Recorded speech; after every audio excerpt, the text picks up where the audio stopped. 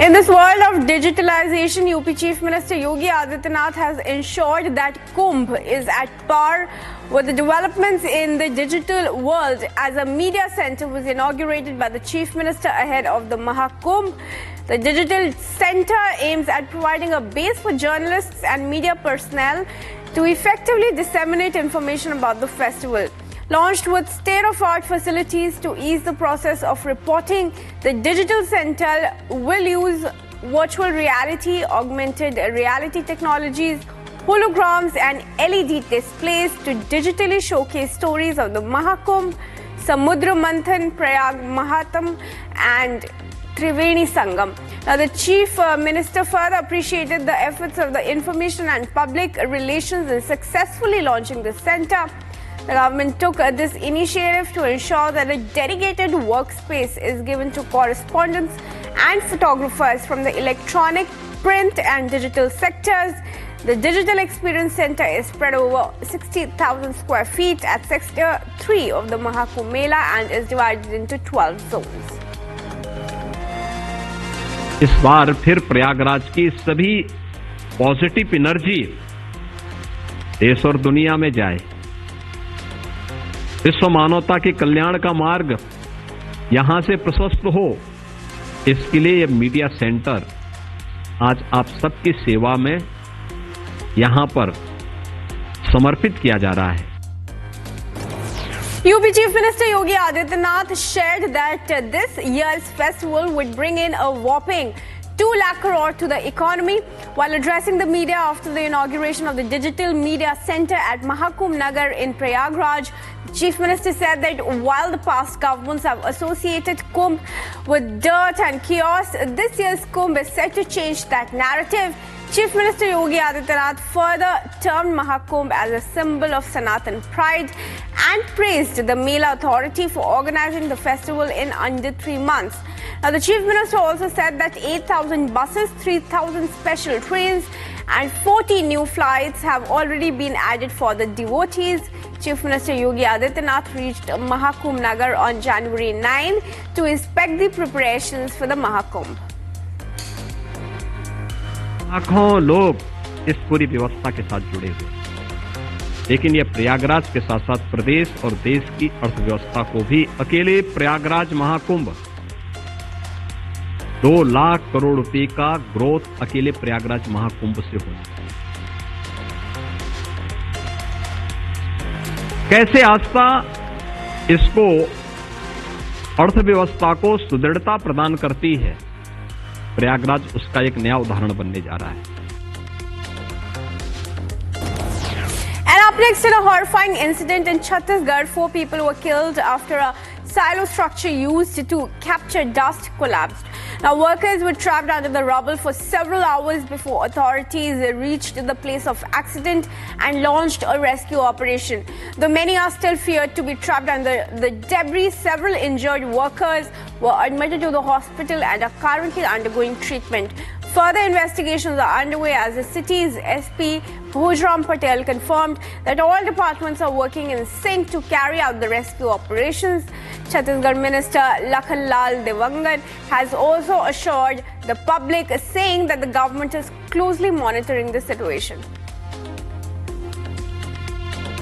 सरगांव थाना क्षेत्र में कुसमी स्मेल्टिंग प्लांट था। यहाँ पर हम लोगों को सूचना मिला कि जो चिमनी का एक पार्ट होता है जाइलो, उसके नीचे गिरने से कुछ लोगों की, कुछ मजदूरों की दबने की सूचना मिली। स्पॉट पे लगभग सभी विभाग के लोग यहाँ पर पहुंच गए हैं और यहाँ पर फैक्ट्री और बाकी जो प्रबंधन की टीम रजिस्टर से चेक करने के बाद में यहाँ पर 3 से 4 लोग की दबने की पॉसिबिलिटीज है। बाकी वास्तविक की स्थिति जाइलो के कट करके जो मटेरियल उसको हटाने के बाद ही हम लोगों को क्लियर हो पाएगा। And following the tragic stampede at the Tirupati Balaji Temple, Andhra Pradesh Chief Minister Chandrababu Naidu announced an ex gratia of ₹25 lakh for the families of the deceased along with contract jobs. Now, the announcement came after the Chief Minister visited the site of the stampede, which took place on January 8 and resulted in the loss of 6 lives with nearly 40 people sustaining injuries. Speaking about the incident, Chief Minister Naidu assured that the judicial inquiry would be ordered to conduct a thorough investigation and provide a detailed report. The Chief Minister also acknowledged that the security arrangements for crowd management had failed, though he was quick to digress, saying that he is not blaming anyone. Meanwhile, Tamil Nadu Chief Minister M.K. Stalin also expressed condolences and announced financial assistance of rupees 2 lakh to the families of the victims who died in the stampede. And up next, police and security personnel apprehended 3 terror associates of Lashkar-E-Taiba in Kashmir's Kulgam on January 9. The associates, identified as Ubaid, Maqsood and Umer, were allegedly planning to carry out major terrorist activities in the region and were in close contact with active terrorists of proscribed outfit Lashkar-E-Taiba. Now, police also seized heavy ammunition including AK series rifles, 217 ammunition rounds and 5 hand grenades that was found with the accused. Now, further investigation are underway as the militant associates remain detained by the local and police authorities and security forces. Defense Minister Rajnath Singh is scheduled to chair an ambassadors roundtable on January 10 in the national capital, where the participants would be briefed on major events on Aero India 2025 ahead of Asia's biggest aero show scheduled for February. Now, the 15th edition of Aero India, Asia's biggest aero show, is scheduled to be held at the Air Force Station in Yelahanka in Bengaluru from February 10 to 14. Invitations have been extended to ambassadors and high commissioners of over 150 countries. The event will provide a platform for forging partnerships between foreign and Indian firms and the discovery of newer avenues in the global value chain to accelerate the indigenization process.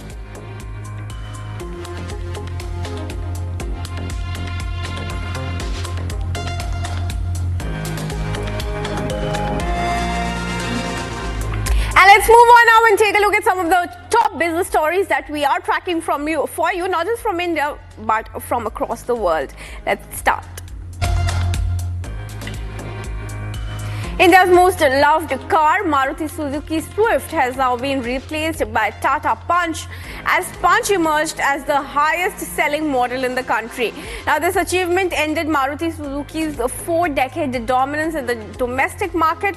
More than 2 lakh units of Tata Punch were sold last year, as Swift failed to touch even 2 lakh sales.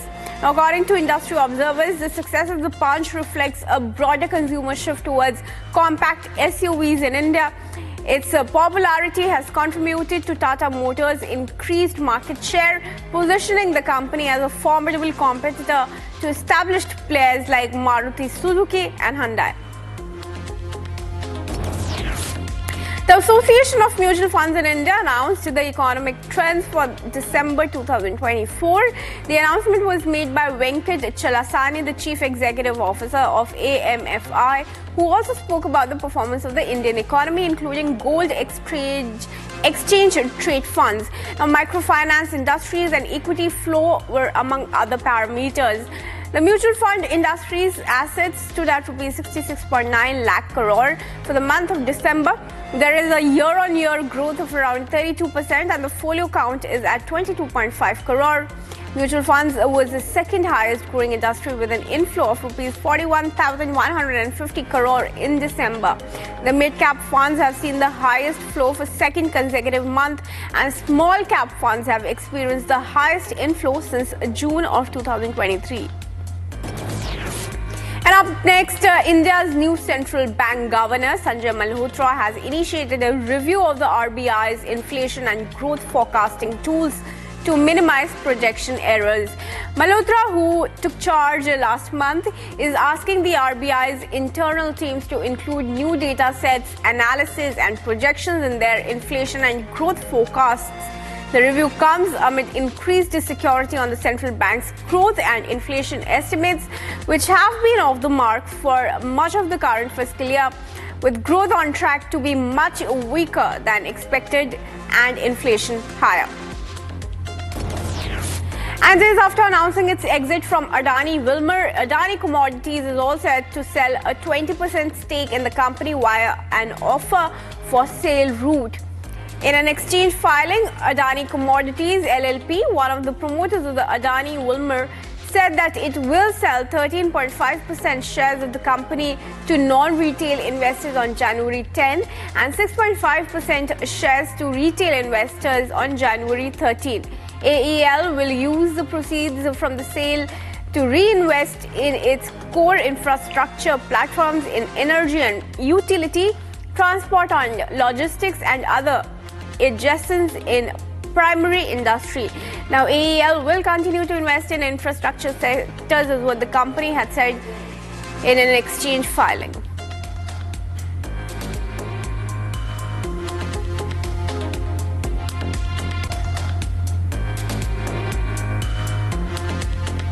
And let's move on to take a look at some of the top international news stories that we are now tracking for you, starting from the updates on the Russia-Ukraine war.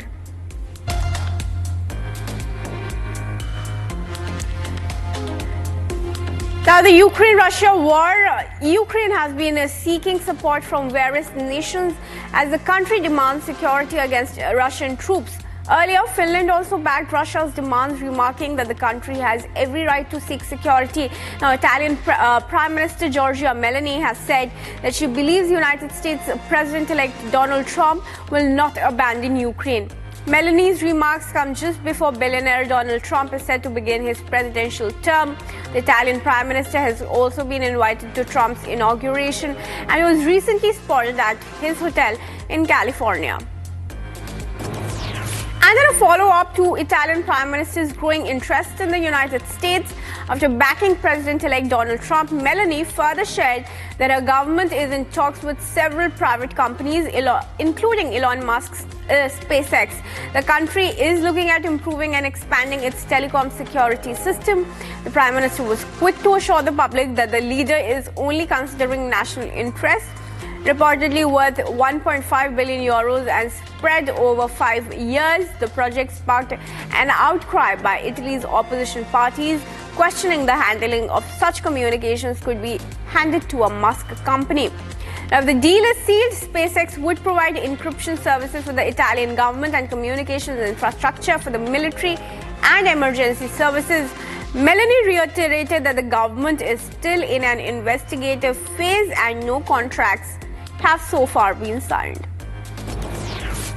And following Meloni's claims that US will back Kyiv's fight against Russia, Ukrainian President Volodymyr Zelensky met the outgoing US Defense Secretary on January 9 to press the incoming Trump administration to guarantee security as Russia's growing aggression towards Ukraine continues.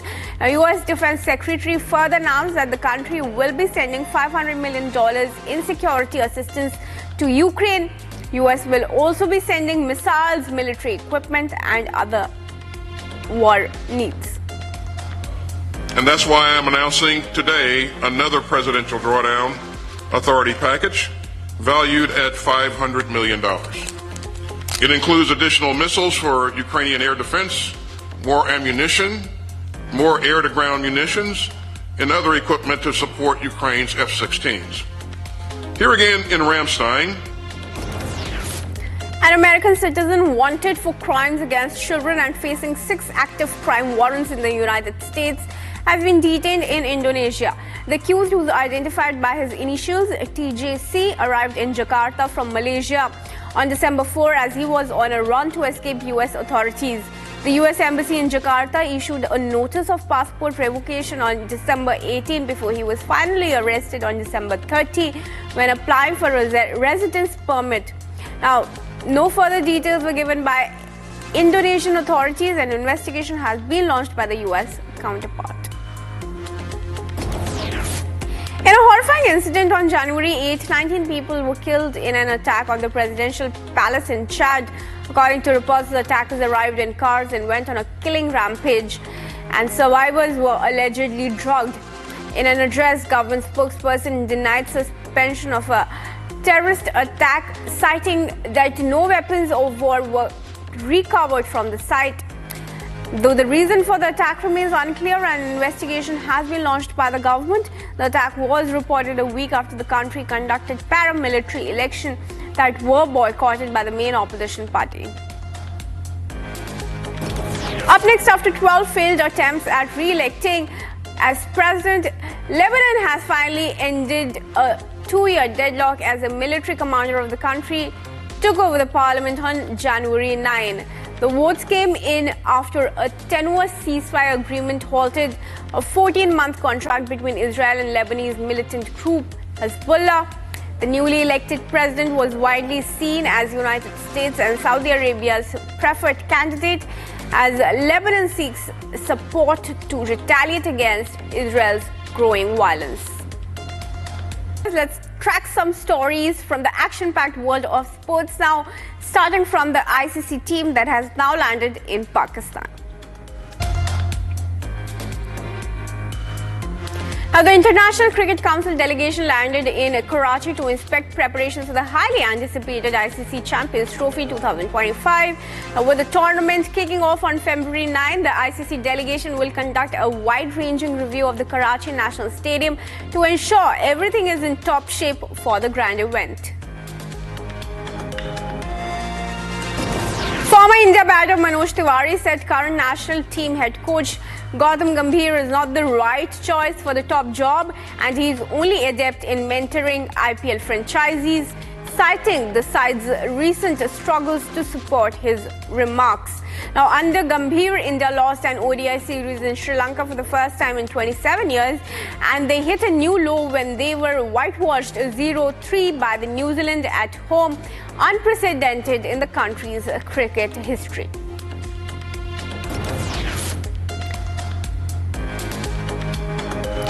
Dropped following poor returns last year, big hitting opener Shafali Verma definitely remains in the scheme of things, Indian women's team captain Smriti Mandhana said. Mandhana is leading the Indian team in the absence of Harmanpreet Kaur, who has been rested for the 3-match ODI series against Ireland, along with the pacer Renuka Thakur. Now, known for her penchant to go after the bowlers from the get-go, Shafali was dropped from the ODI squad for the ODI series against Australia in December. And Steve Smith has been named Australia's captain for their tour of Sri Lanka. Pat Cummins is only on a paternity leave whilst also nursing an ankle issue, which was managed through the summer, said cricketer. Australia, Josh Hazlewood is still on the sidelines with the injury that kept him out of the latter part of the series against India, while Mitchell Marsh has been dropped. And the India pacer Mohammad Shami is expected to make his return to the Indian team for the series against England and potentially for the Champions Trophy as well. The veteran pacer, who has been sidelined since the World Cup final in November 2023, recently resumed playing white ball cricket and is likely to be available for the India team. The NCA medical team has been closely monitoring Shami, who underwent surgery on his right heel. Australian selection panel chair George Bailey is not sure if Pat Cummins will be fit to participate in the 2025 Champions Trophy in Pakistan and the UAE. Bailey further said that Cummins has a sore ankle after the 2024-25 Border Gavaskar Trophy and will undergo scans to determine the extent of the injury soon. Cummins was Australia's best bowler in the BGT, but he also played all 5 tests, bowling 167 overs. And a legendary former cricketer turned broadcaster Sunil Gavaskar believes Jasprit Bumrah would be India's next captain after Rohit Sharma and might take over very soon. Listing Bumrah's qualities, Gavaskar said the pacer leads from the front and is always visible there as a helping hand to his bowlers while never putting any added pressure on them. Bumrah led India in the first and last tests of the 2024-25 Border Gavaskar Trophy. India convincingly won the first in Perth but lost by 6 wickets in the last in Sydney.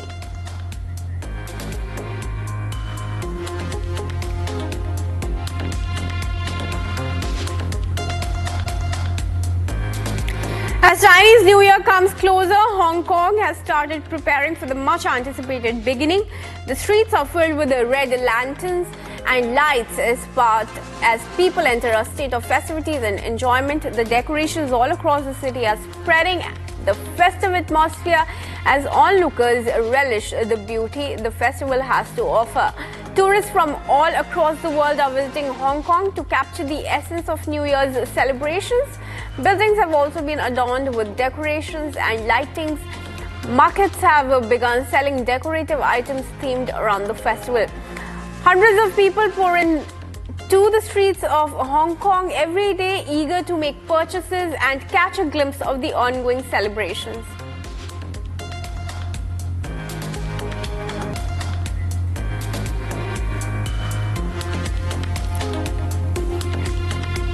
And let's move on now to look at some of the stories from the world of entertainment. We have a lot lined up for you, starting from news on the Sesame Street and what Elmo has to offer. Once again, Cirque du Soleil proves to be a world leader when it comes to spectacular shows. At its latest production of Corteo takes over London's Royal Albert Hall. Corteo blends traditional circus artistry with theatrical storytelling, leaving the audience in awe with their magnificent performances. Corteo, meaning procession in Italian, is a celebration imagined by a clown called Moru, set in a space between earth and heaven. Speaking about the creative inspiration behind the show, Pasca revealed that the concept was to evoke an Italian style of storytelling in a rich, romantic way. Many people try to recreate something like the Cirque du Soleil, and they try to understand what was the formula. In fact, nobody knows.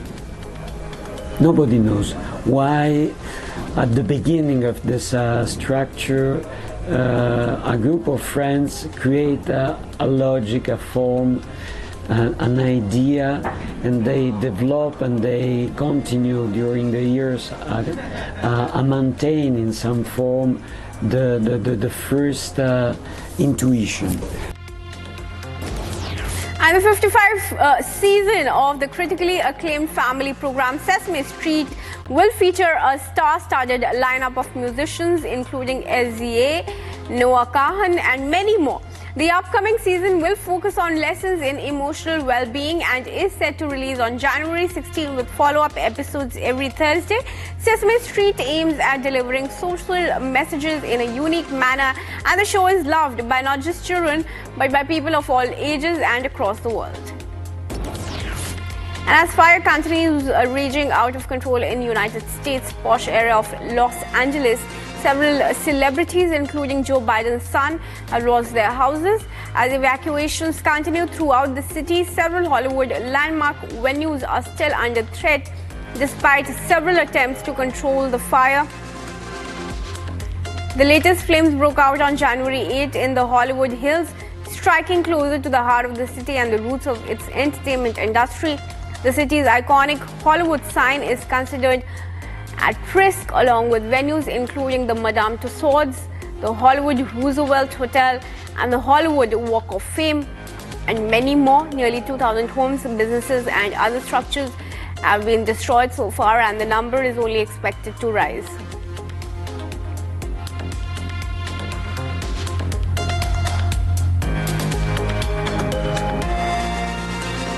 And that's a wrap on today's segment of Quick Morning, but stay tuned to Republic TV. News and updates continue right here.